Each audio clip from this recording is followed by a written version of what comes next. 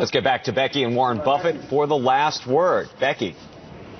Andrew, thank you. Last word, Warren, is a sort of free word association game that we've been playing lately. I say a word, you tell me what it makes you think of, and the question we get most frequently from people about you coming on is, what should they be buying right now? So if I say buy, you say? I say basically hold. I mean, the idea that the European news or a slowdown in this or that or anything like that, that would not cause you if you owned a good farm and had it run by a good tenant. You wouldn't sell it because somebody said, here's a news item, you know, this is happening in Greece or something of the sort. If you owned an apartment house and you got to raise your rents a little, it was well located, and you had a good manager, you wouldn't dream of selling it. If you had a good business personally, the local McDonald's franchise, you know, you wouldn't be thinking about buying or selling it every day. Now, when you own stocks, you own pieces of businesses, and they're wonderful businesses. You can pick the best businesses in the world. And to buy or sell on current news is just crazy. You're in a wonderful business.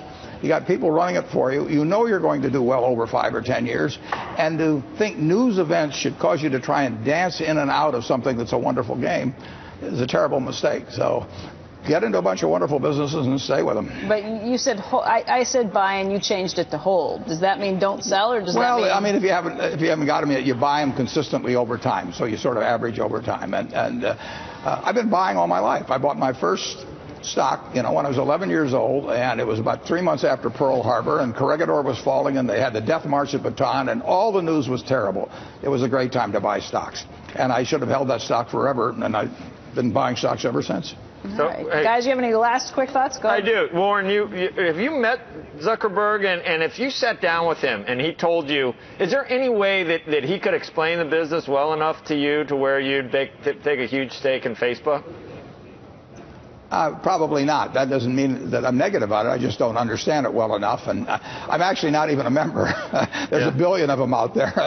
So I like to buy things where I feel I've got a reasonable idea of how the business is going to be doing 5 or 10 years ago, just like for 10 years from now, just like I would buy an apartment house or a farm with the idea that I would think it was going to be a good thing to own 5 or 10 years later. There is a watershed event tomorrow that might change your view, and you are free to send me questions as well if you'd like, Warren. But this is a game changer for Facebook. Curtin's going to be on Facebook. Well, actually, Joe, I thought instead, you know, you've always wanted a share of NetJets. I've got a NetJets tie here, and instead of giving you an 8, I'm going to take this. There's dozens of planes on this, and I'm going to give this to Becky to take back to you. Wow. You are now a major net. I mean, here we go, Joe. Yeah, exactly. Here we are. Thousands of jets. I'm getting a tie. All right. Dozens of planes. Right. Dozens of planes on it. Well, thank you very much for your time today. Thank you. We appreciate it, guys. Thank you.